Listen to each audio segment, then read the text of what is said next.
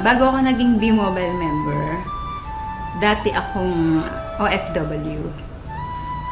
Caregiver ako sa Israel ng almost 8 years. Pero bago pa ako napunta ng Israel, pumunta rin ako sa ibang bansa, sa ibang lugar. So, nagtrabaho ako sa Korea, nagtrabaho ako sa Saudi. So, ang trabaho ko doon, syempre mag-alaga ng matanda. Sana nanay ko yung inaalagaan ko, kasama ko, pero ibang lahi o ibang tao. Nung mga panahon na meron akong inalagaan na matanda na nagkakalat siya ng dumi, naiihi siya sa panty niya, minsan pag pinapakain mo siya, pahirapan, mumurahin ka pa niya, dahil akala niya pinipilit mo talaga siyang kumain. Pero syempre, bilang caregiver, kailangang ibigay mo sa kanya yon. So pagka minumura ko, ganun, naiiyak na lang ako kasi hindi mo naman siya pwedeng patulan. Caregiver ka nga eh. So, naiisip ko yung parents ko.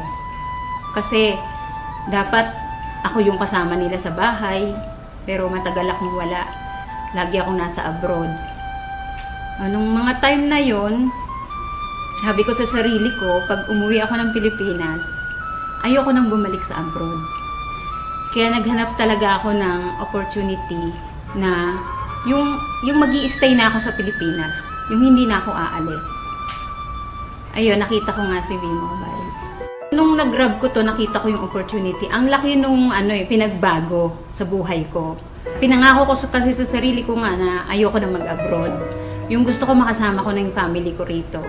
Kasi syempre tumatanda na yung parents ko. Yun yung nag-push din sa akin para gawin ko si B-Mobile. Hindi kagaya nung nagtatrabaho ako as a caregiver, ginagawa ko lang yun kasi trabaho ko yun. So wala akong choice. Pero dito, bilang B-Mobile technopreneur, nade-develop din yung pagkatao ko. Yung sabi ko sa sarili ko, ay marunong din pala talaga ako makipag-usap. Yung isang pinagpapasalamat ko na nandito ako ngayon sa B-Mobile, yung nagkaroon ako ng time sa sarili ko, nakakapunta ako sa iba-ibang lugar. Kasi sabi ko noon, pumupunta ako ng abroad, pero ang Pilipinas hindi ko nalilibot. So ngayon nagagawa ko na siya. Napupuntahan ko na yung mga lugar na hindi ko napupuntahan noon dito sa Pilipinas. Sa mga OFW, huwag silang matakot na umuwi ng Pilipinas. Kasi noon nanlulumo ako sa tuwing sasabihin nila sa akin na, di bali nang mamatay dito sa abroad kahit may gera. Ayaw namin umuwi kasi nandiyan kami sa Pilipinas. Ganun na ba talaga kahirap yung Pilipinas para ganun ang sabihin nila? Tapos yung kahit na malayo sila sa mga anak nila, sa pamilya nila, basta ang mindset nila, ang nasa isip nila, sa abroad lang nila mararanasan na magkaroon ng pera, na maibigay sa pamilya yung pangarap na gusto nila. Hindi ka palaging malakas. Hindi ka palaging may trabaho dyan. Darating ang panahon, uuwi ka rin ng Pilipinas. So, ang sabi ko, kung gagawin nyo si B-Mobile, pag uwi nyo ng Pilipinas, meron na kayong ipon, meron na rin kayong gagawin. Sabi ng kuya ko sa akin, nung niyayaya ko siya, sabi niya sa akin, wag mo na nga akong isali sa ganyang kalokohan, sabi niya. Sabi ko, hindi naman kalokohan si B-Mobile, kasi negosyo nga yan eh. Pinapakita ko nga sa'yo na dito, maliit lang yung capital, tapos may malaking potential income, sabi ko sa kanya.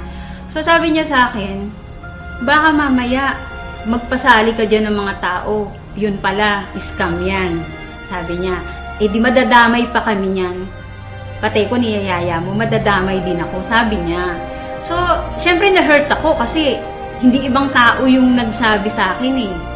Kumbaga, kapatid ko siya eh. Anong time na yon, sabi ko sa kanya, sabi ko sa sarili ko, hindi ako titigil sa B-Mobile. Hindi ako titigil hanggat hindi ka naniniwala sa akin, hanggat hindi ka sumasali sa akin, at hanggat di ko napapatunayan sa'yo na totoo si B-Mobile. So, good news, kasali na siya sa B-Mobile.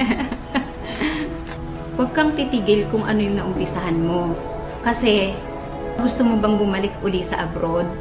Gusto mo ba uling magtrabaho sa abroad? Bumalik sa dati? Yung lagi kong tinatandaan. Kasi nga, di ba sabi ko sa'yo, natatakot ako na bumalik uli sa abroad. Sa mga OFW na kagaya ko, subukan ninyo na mag-invest sa WeMobile. Hindi naman habang panahon na nasa abroad kayo. Darating ang time, hindi nyo na rin kakayanin magtrabaho. Sana lang, huwag pagiging OFW ang ipamana ninyo sa anak ninyo. Ang ipamana nyo sa kanila yung makapag-aral sila at pagkatapos nun, magnegosyo sila. So, ito na yung chance ninyo. I-grab nyo na to kasi bihira yung opportunity na ganito. Na hindi lahat ng company na nasasalihan ninyo kagaya ng WeMobile.